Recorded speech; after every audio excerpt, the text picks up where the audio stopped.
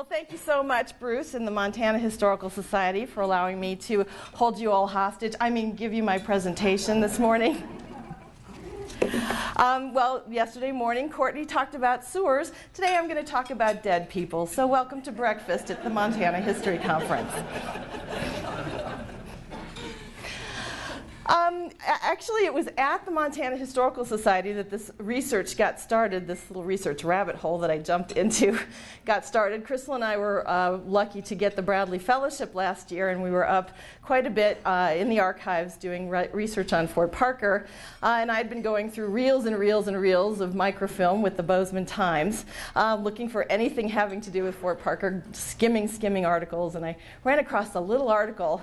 And I thought, no Fort Parker there. Went on to the next one. Then I went, wait, what? And I had to go back and read this little blurb of an article. I'm like, oh my goodness, it looks like there's a spiritualism story to be told about Bozeman, Montana. So I jumped rapidly into this little rabbit hole, and this is about a year and a half's work of research to be able to bring you this story. I don't know if anybody's done this story before, but it's quite interesting, and it's a fascinating tale to think about how spiritualism played its role here and how it reflected the national picture of spiritualism. I'm a bit of a spiritualist junkie.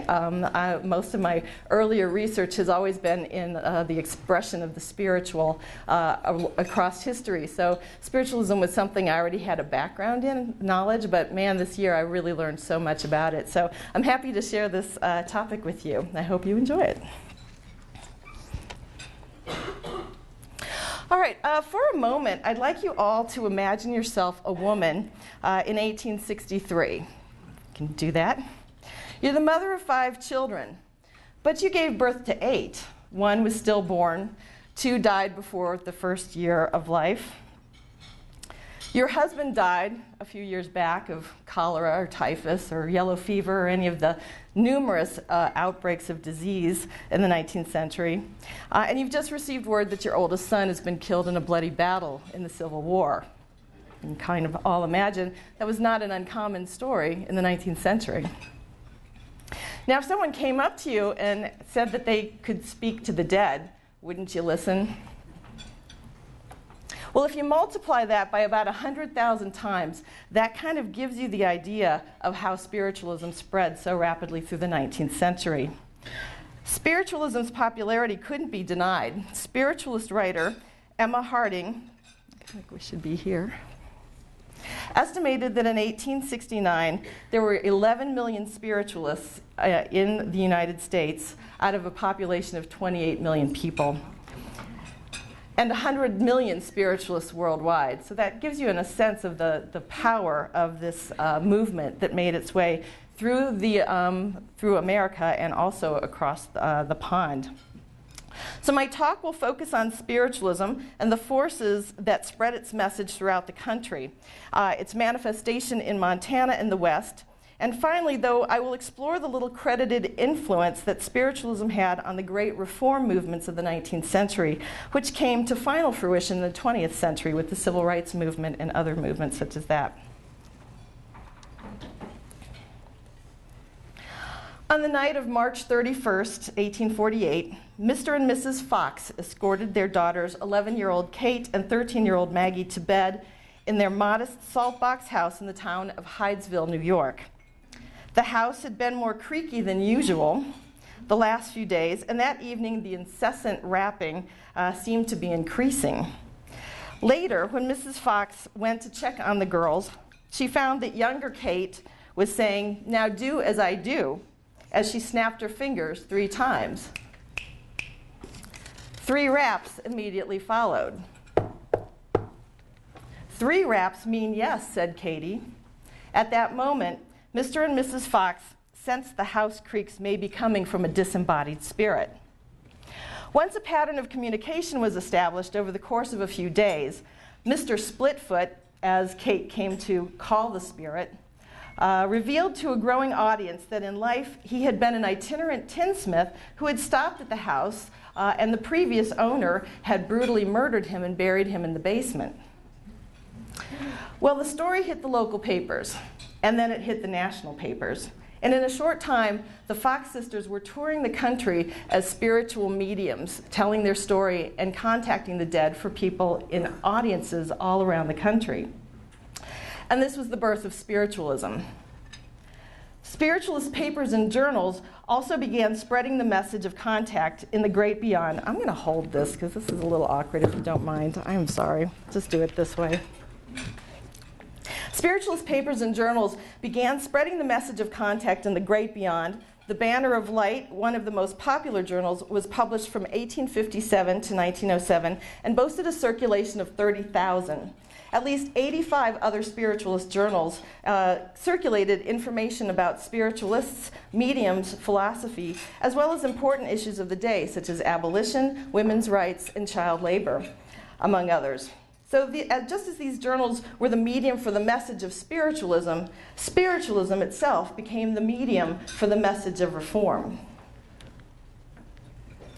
Only because of the social upheaval of the 19th century could spiritualism as a belief system ever have reached the popularity that it did. Consider these major social changes happening to people in the 19th century. Almost everyone was touched with tragic death from outbreaks of diseases and the high death tolls of the Civil War. Increasing cultural secularization led to the marginalization of death with the rural cemetery movement, which moved the dead from the city churchyard in the middle of town to the outskirts of town to these lovely park-like settings, which left people without their traditional cultural systems for dealing with loss. The increasing understanding of science theories and unseen forces such as electricity, magnetism, telegraphy. Could such forces also enable spirit communication? Finally, the strict Calvinist doctrine began to be questioned, particularly the ideas of predestination and child damnation. Early 19th century Calvinism held little hope for the redemption of souls and life everlasting. A difficult pill to swallow for mothers so commonly losing children to a variety of childhood illnesses. The religious Great Awakening saw preachers touring the country, holding revivals in religious camps to preach a more tolerant faith. Many of these new spiritual ideas were coming out of upstate New York and New England, a region preached to with such fiery fury it came to be known as the burned-over district. And it was here, in this hotbed of religious soup, that spiritualism emerged. Spiritualism moved its way across the country through a variety of practitioners. Healing mediums channeled spirits with medical knowledge and powers who gave instructions for treatment to the medium, with the dangers of orthodox medicine in the 19th century, which included bloodletting and high doses of morphine. You can imagine people were looking for alternative ways of treatment. Trance speakers spoke in public, channeling spirits on topics of the day. Speaking in public had long been socially unacceptable for women. These roles were limited to the private sphere. Trance speaking, however, gave women an opportunity to find a public voice, albeit a dead one, as they often channeled male spirits who spoke their messages through them. The early trance speakers paved the way for later women speakers who toured the country speaking about women's rights and interests. In fact, the women's suffrage movement was closely tied to the spiritualist movement. Spiritualists often spoke at suffrage rallies, and suffragists often spoke at spiritualist gatherings. The tie was so close, it's hard to imagine women getting the vote in 1919 without the force and power of the spiritualists who were able to spread the message of suffrage to people who may not otherwise have taken notice. Seance mediums held small seances in their homes or private rooms, summoning the dead to appear and communicate with their attendees.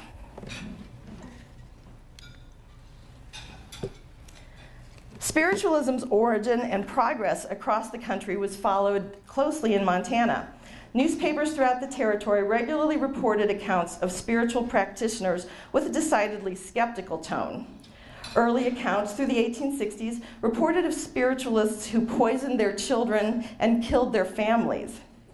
Politicians were denigrated by calling them spiritualists.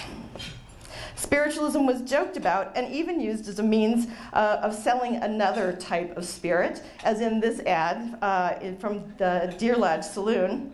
Spiritualistically speaking, the medium who superintends affairs has ordered a congregation of spirits of the most reliable quality and finest brands for the, and this is, get this, the imbibation of the imbibulation of the imbibing imbibulators who imbibulate their imbibations at the imbibulating saloon known as the Excelsior Deer Lodge. So do all stop by. No reports of any local spiritualist activity appear, however, until about the 1870s, when Montana newspapers cross over to the dark side and start reporting with increasing interest and credulity spiritualist activities in the state. It's through these accounts that we can begin to put together the story of spiritualism in Montana.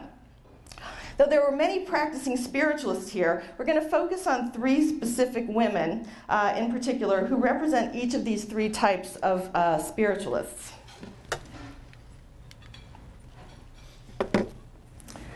The January 8, 1875 edition of the Bozeman Avant-Courier announced, "There is just now some excitement growing out of spiritual manifestations, and it is extending into this country. Various reports are in circulation as to the communications of the spirit world, wherein some who are afflicted by receiving medical treatment for diverse diseases and deriving benefit." The spiritual manifestations and spirit healing referred to here were performed by Bozeman's own Mrs. Emma Hofbauer Mounts, who became nationally known in spiritualist circles as Montana's mountain medium. The following information comes from several biographical sketches of Emma in the Religio-Philosophical Journal, a national spiritualist publication. Like many others, Mrs. Emma Mounts came to Montana from Wisconsin in the 1870s with her husband Matthias Cy Mounts in search of gold. The gold didn't pan out. So they settled in Bozeman, where Cy worked in a local saloon. Emma's mother had been a woman of some spiritual ability. She was said to be able to accurately predict the outcome of Civil War battles. Emma, however, didn't discover her own powers until she was gripped with a life-threatening illness here in Bozeman. In December of 1874, Emma was diagnosed with dropsy of the heart, which today would be called pulmonary edema, or swelling of the heart due to fluids. Dropsy of the heart in the 19th century was a virtual death sentence.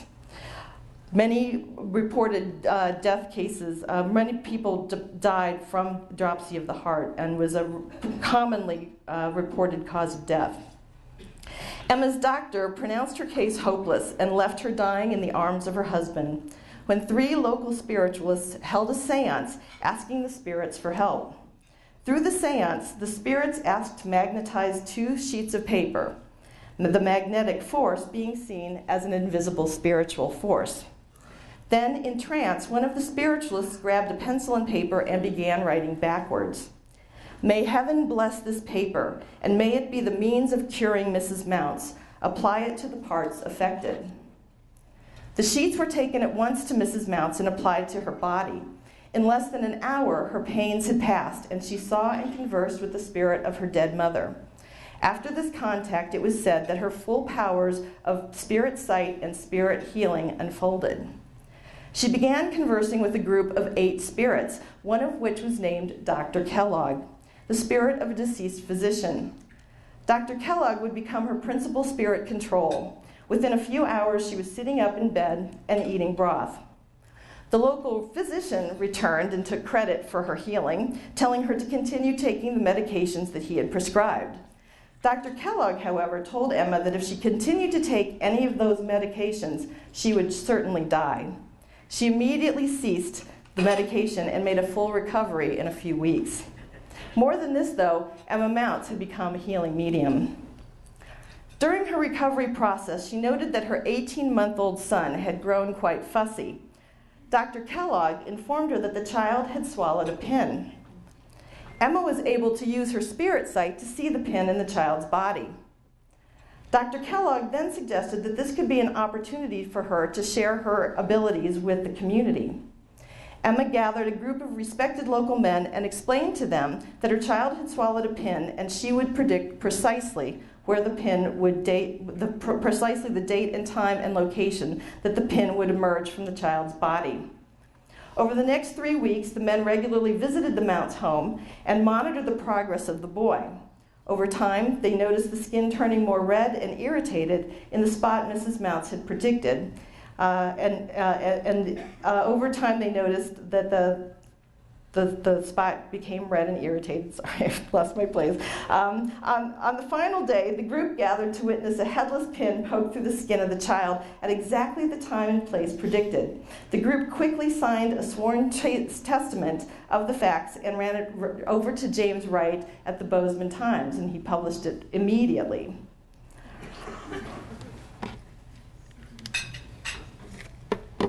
This revelation in the Times caused an immediate stir in the community, which lasted throughout the summer and fall of 1875. The March 19, 1875 issue of the Deer Lodge paper, The New Northwest, mentions that the Reverend T.C. Iliff of Bozeman preached on spiritualism, an agency of Satan. The Bozeman Times counteracted with articles supporting spiritualism. Its editor, James Wright, was a thinly veiled supporter. The Bozeman Avant-Courier, however, continued a more skeptical tone in commenting on the seemingly extraordinary events. Once healed, Emma Mounts began healing others. Through channeling Dr. Kellogg, she prescribed magnetic therapies and herbal remedies to patients who had been given up by the local physician. She also held seances in her home in Bozeman and channeled the spirits of deceased loved ones to communicate with their living relatives and many other seemingly unexplainable feats.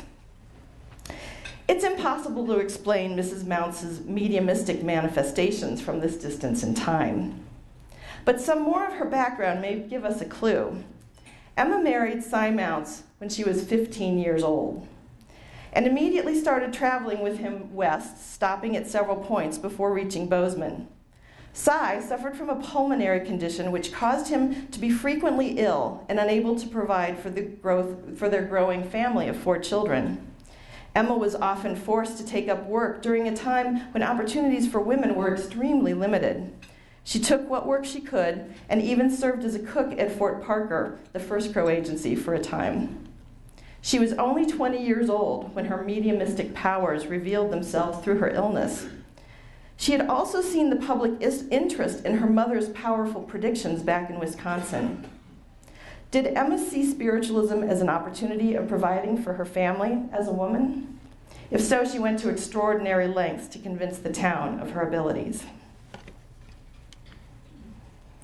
Emma and Cy were eventually able to renovate the Laclede Hotel in 1890 when they took over its management, though Cy had worked primarily as an innkeeper at the saloon next door while raising 4 children. I suspect the renovations were paid for, at least in part, by money Emma made from her work as a healing medium here in Bozeman. The spirits certainly served them well, and one could say in both cases, since he was a saloon keeper, right? As they lived in considerable comfort through their latter years here in Bozeman.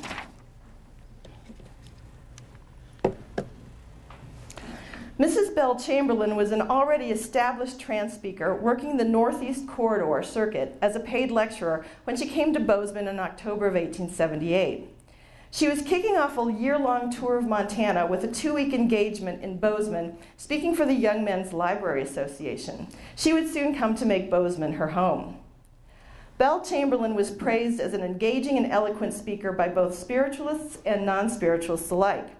The Bozeman Avant-Courier in October of 1878 went so far as to say, "The lady as a speaker is considerably above the average, and not only has the power of riveting the attention of her audience, but at times is quite eloquent.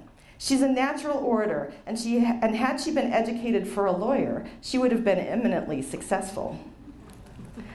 Belle spoke on a number of topics, but often the topics were chosen by a committee of audience members, ensuring that it was the spirits and not Belle herself that was discussing the topics at hand.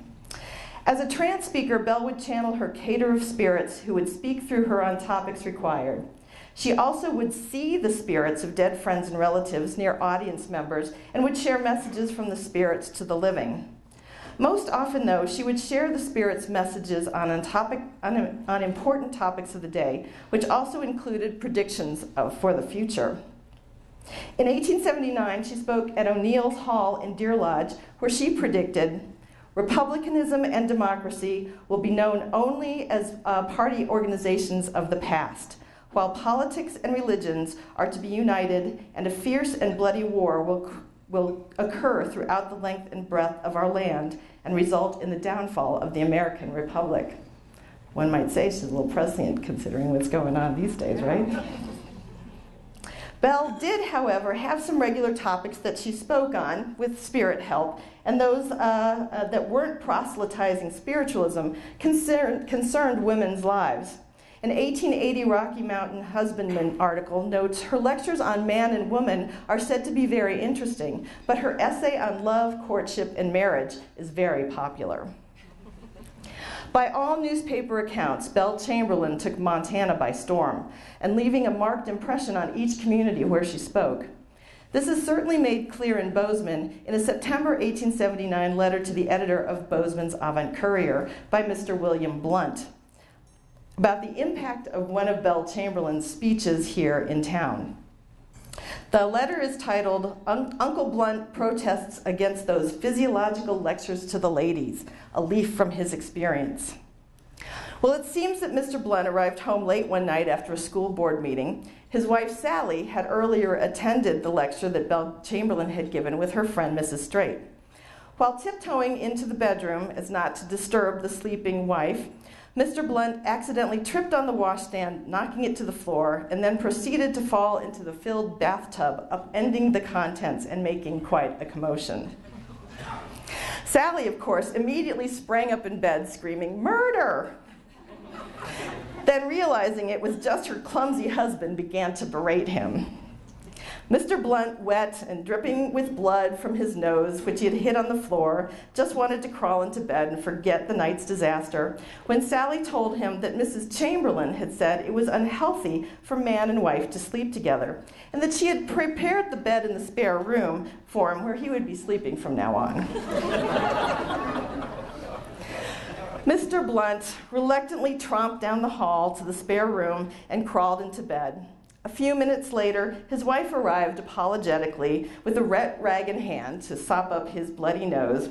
After a few minutes of consoling talk, Mr. Blunt asked that, well, maybe just this once, under these circumstances, he could just sleep in his own bed just for tonight. And Sally replied, "No, sir, you stay right where you are," and left the room. He concludes the letter, "And now, Mr. Editor, I protest against this new rule and against those lectures on physiology, for, let me whisper it, the women know a slight too much already." Belle Chamberlain was clearly speaking of matters concerning women's issues, which show us how spiritualism acted as the medium for the message of reform. People came to lectures by trance speakers to hear messages from their dead relations, but came away with ideas about social reform. Belle Chamberlain's talk about physiology that Sally Blunt had attended was probably addressing the fact that married women had no control over their own bodies in the 19th century and were at the will of their husbands when it came to sex and pregnancy. One way to gain some control was to sleep in separate bedrooms, a healthy alternative according to Belle Chamberlain's spirits, and a solution popularly preached by women's rights speakers across the country. Was Belle Chamberlain actually channeling spirits from beyond, or was she speaking in her own voice? We'll never know the real answer to that, but channeling spirits, particularly male spirits, gave women a public voice in the 19th century, where there was no such opportunity before. As the century progressed, many of these women went on to become public speakers on their own, no longer needing the mask of mediumship to address an audience. Belle Chamberlain was one of these women. Belle announced her retirement from channeling spirits in the September 1887 issue of the spiritualist journal, The Carrier Dove. Belle was 60 years old and wanted to settle down to her new life in Bozeman, where she had recently married a local judge and spiritualist, Joseph J. Davis. She changed her name to Mabel Davis and intended to live the rest of her life out in quiet contemplation. In the letter, she reviews her life as a touring trance speaker, which offers us a glimpse into the tireless efforts these women made on behalf of spiritualism and also on behalf of women's rights.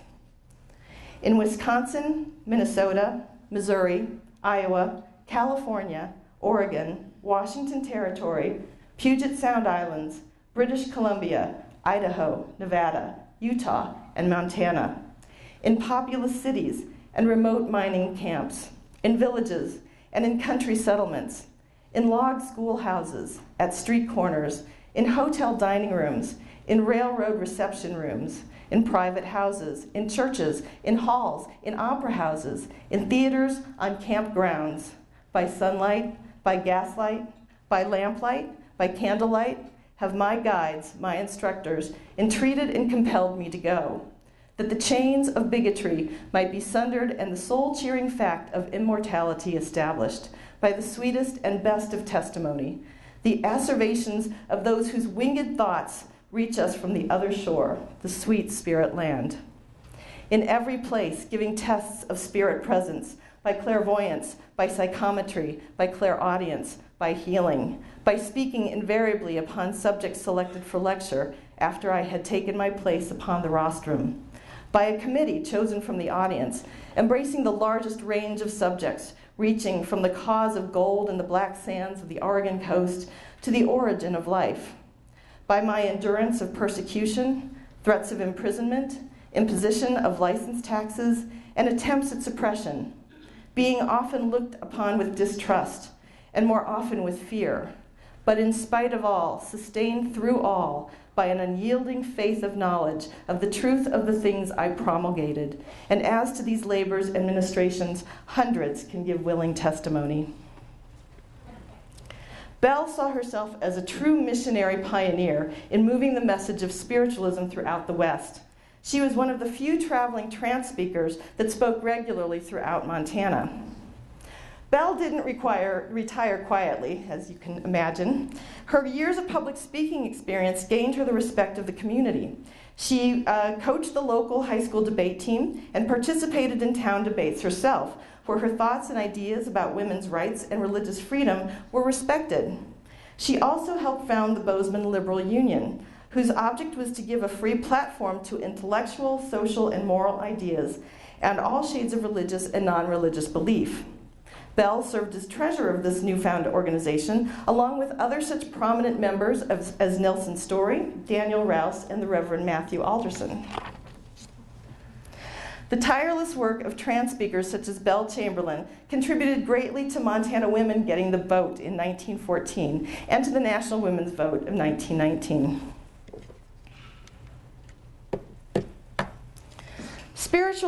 Spiritualism had evolved from the decoding of spirit rapping in its early years to more exciting performances of object levitation and manipulations. Towards the middle of the 19th century, mediums were manifesting fully embodied spirits who walked and talked among the audiences, such as Katie King here from the Spirit Land. Spiritualism's popularity also attracted, as you can imagine, fakes and frauds who deluded naive audiences with fabric ghosts and Halloween masks. Note the image on the left. You kind of wonder how, of course they didn't have TV back then, so they were maybe a little more gullible. But I don't know how they'd pass that one off. Such charlatanry would prove the downfall of spiritualism towards the turn of the century. Many scandals of hoaxes and frauds sent shockwaves through the public and the spiritualist communities, causing more skepticism when it came to spiritual activities. A reporter at the Anaconda Standard, calling himself the spiritualistic scribe, was just such a skeptic. This journalist reported on the spirit comings and goings around Butte and Anaconda in the 1890s. Where Bozeman had been the center of Montana spiritualism in the 1870s, Butte became a haven for spiritualists in the 1890s. In fact, so many spiritualists had lucrative practices that the town wanted to get a share or a cut of their monies. And so they passed an ordinance, Council Bill number 36, which required payment of $25 by clairvoyants, mediums, palmists, and fortune tellers for licenses to practice in the city of Butte.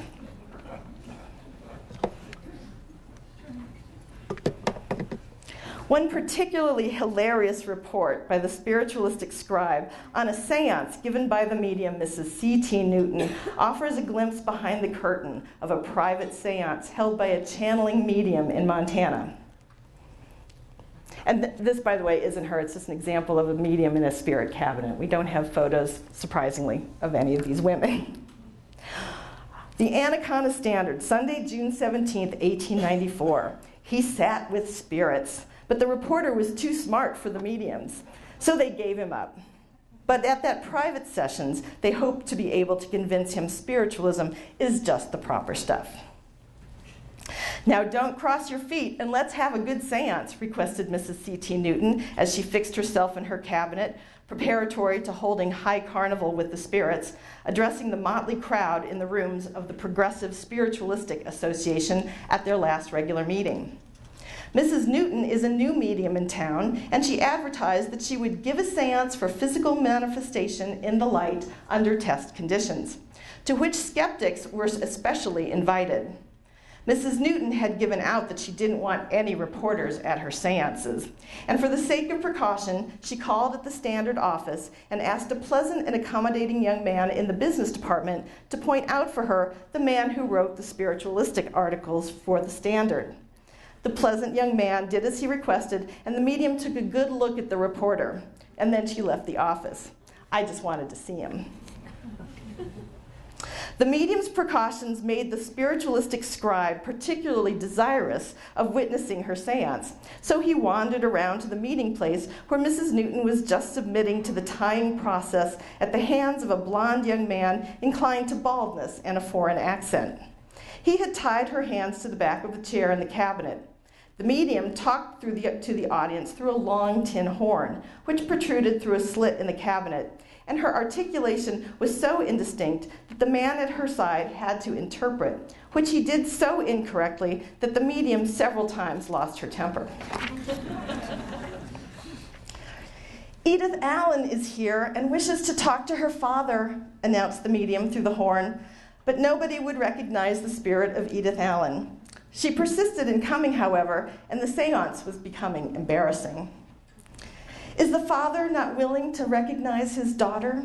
Finally demanded the medium in desperation, and a man in the front row, meekly and rather suspiciously, replied, yes. Edith Allen then gave way to another spirit, but the interpreter did his work so illy that as punishment he received a blow over the mouth with the horn. It had the effect, for the next time he did better, and after the horn had its say, he explained, Mrs. Calder, your sister is here, and she's very happy. Thank you, George, said Mrs. Calder, a 250-pound spirituelle piece of humanity with blonde hair, who sat at the door and took the money. Who is George? Ignorantly asked the newspaper man of his neighbor, an evidently devout, interested spiritualist. Oh, he's Mrs. Newton's controlling spirit, who had been in the spirit world for 26 years. His name in this world was George H. Moulton, and he died in Boston. Oh, you don't say. At this stage of the seance, the cabinet was opened to give the medium a breathing spell, and gave the slightly bald and blonde foreign accent an opportunity to examine the rope tying, which he pronounced to be just as he had left it. Mrs. Newton yawned and recovered as if from a troubled dream, and like a girl just coming out of a faint, asked, "Where am I?"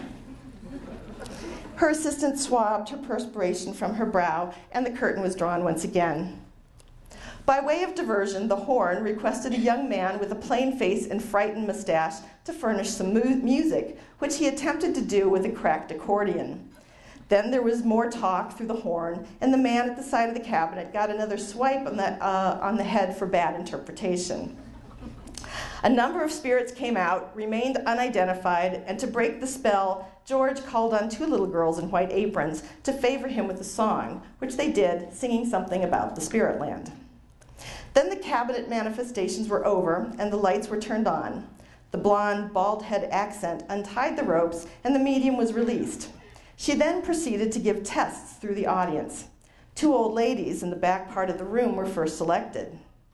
The medium took one of them by the hand and covered her eyes with a handkerchief, and then informed the old lady that a spirit hovered about her with the name of Anna.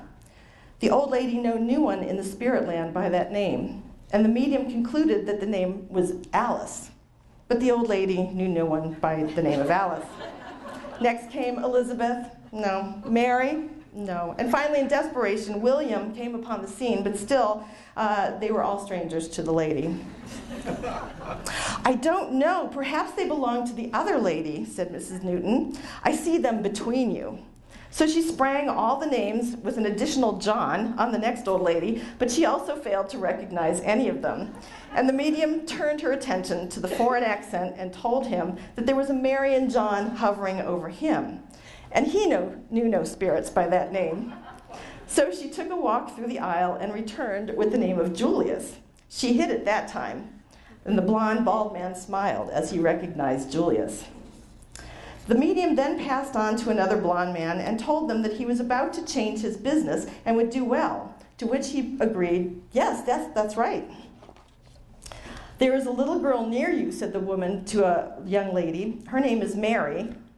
She died from some throat trouble." The young lady said yes and nodded her assent. The 250-pound blonde lady next took her turn at test giving, and with a little better success than Mrs. Newton. She next turned her attention upon one of the old ladies upon whom Mrs. Newton had tried to force the spirits of Anna, Elizabeth, and William. "I have a beautiful influence with you," said Mrs. Calder to the old lady. "I see you surrounded with Indian spirits. Did it ever occur to you that you possess the medium's powers?" "I always knew it," was the old lady's reply. "I see the spirit of Big Chief about you," continued Mrs. Calder. "Is he your control?" "Yes. Does he give his name?" said the old lady. "Yes, Big Chief, I told you." "He's got another name," but Mrs. Calder couldn't give it. "Have you ever been in the public before?" The old lady had not, and Mrs. Calder told her that she was committing a great wrong by suppressing her power. A few whispered words passed between Mrs. Newton and Mrs. Calder, and then the latter cast her optics, so to speak, in the direction of the hoodoo, and then came back to where he sat. "You are connected with the newspaper," she said firmly and threateningly. There was no getting out of it. A plea of guilty and hope for mercy was entered. "You are going to get yourself into trouble," she said fiercely, and the hoodoo began to tremble, but forced a sickly smile. "You may smile, but you will find I told you the truth," continued the 250 pounds. "Others have smiled, but they don't smile now." "No doubt about it," ventured the hoodoo. "It is not business trouble," she added more calmly. "I see a partition and a man standing behind it, his hands raised. I see him strike you. I warn you that within 2 or 3 weeks you will be waylaid and seriously hurt." And while she was saying all these unpleasant things, she glared fiercely at her victim and gloated over him. That was what he got for 50 cents admission he paid to the 1/8 part of a ton of humanity. In spite of the ridiculous thing, the childhood boogeyman got the best of the hoodoo, and when he left the hall, took the middle of the road and watched the corners of buildings for the man behind the partition. Mrs. Newton's assistant, who turned out to be her husband, had taken a seat by the reporter's side and called to his wife. "Give him a test," he said, pointing to the hoodoo. "Let me take hold of your hand. I see the names John and Mary." "Nope, I have no friends or relatives of either sex in the spirit land." "Then they are friends in life who are drawn about you." "Perhaps. I know a few people in this world by those names." "You are far away from your people," next ventured the owner of the soft hand. "That's a safe guess in this part of the country." "I see you have an enemy who is working against you," said the medium. "Correct. There are few people who have no enemies." "Yes, but I don't mean 10 or a dozen, but one particular enemy." And then she went away, taking her soft hand with her. She announced the seance closed after a benediction in which she said, "We may not meet again in this world, but we will meet in the spirit world. They can't keep us from that." "I don't know what there is in what Mrs. Calder told you," Mrs. Newton's husband said to the hoodoo after the seance, "but my wife could tell you all about it and give you all the details, if there's anything in it. She gives permanent sittings at 74 East Park Street, and no one goes away undissatisfied." This wonderful account offers several points to expand on. First, the medium mentioned that she saw an Indian spirit control as the old chief to one of the attendees. Native American spirit controls were a singular phenomenon of spiritualism throughout the 19th century, both in the US and abroad. Across the country, many mediums claim to be receiving messages from Indian spirits asking for help resolving Indian land rights and other atrocities during the Indian Wars, as well as offering native medical and spiritual advice. Author Molly McGarry, in her book Ghosts of Futures Past, Spiritualism and the Cultural Politics of the 19th Century America, sees these disembodied native spirits as the containers of white guilt in the 19th century. Such manifestations can be seen as whites literally colonizing the afterlife, putting native spirits to work in spiritual aid to white people. Quite an interesting interpretation of that. Another point to be made by this passage speaks to Mrs. Newton's and Mrs. Calder's ability to make some connections to their audience. It's funny that popular names like John and Mary didn't seem to pan out, but Julius did, and Big Chief did, and they certainly hit on a few points that seemed to be accurate. Not to imply that either Mrs. Newton or Mrs. Calder were fraudulent in any way. But such knowledge could be regularly attained through the Blue Book, which was regularly circulated by professional American mediums. It contained a collected personal information about people who frequented seances, so that's kind of how they were able to do it. Plus there were a few plants in the audience, one would suspect as well. If we take the spiritualistic scribe at his word, Mrs. C.T. Newton seems to represent the degeneration of spiritualism at the turn of the century, where dutiful missionaries of the new faith, such as Mrs. Belle Chamberlain, had passionately attested to the beautiful egalitarian afterlife awarded all. Frauds like Mrs. C.T. Newton and others performed mind and parlor tricks for money. Such frauds added to spiritualism's dwindling popularity at the turn of the century. Spiritualism's rapid rise mirrors the need for social reforms in the 19th century. The idea of a peace-filled afterlife, which didn't disconnect the deceased from the living, consoled the grieving hearts of a nation suffering from tragedies of the Civil War and rampant disease outbreaks. The communication between the living and the dead through invisible forces presented the possibility of scientifically proving an afterlife and even the existence of God. The notion of a summerland available to all gave an alternative to the outmoded Calvinist predestination doctrine under fire throughout the century. Spiritualism's tireless, predominantly female workforce offered the opportunity to bring the message of social reform to a public who might otherwise have been missed. Finally, spiritualism gave women a public voice and a chance for self-empowerment. In Montana, Mrs. Emma Mounts found medical alternatives to the limited and dangerous medical practices of the local physicians. Mrs. Belle Chamberlain offered a voice for women throughout the state. And Mrs. C.T. Newton, in her own way, found self-support and empowerment in a world with limited options for women. Thank you.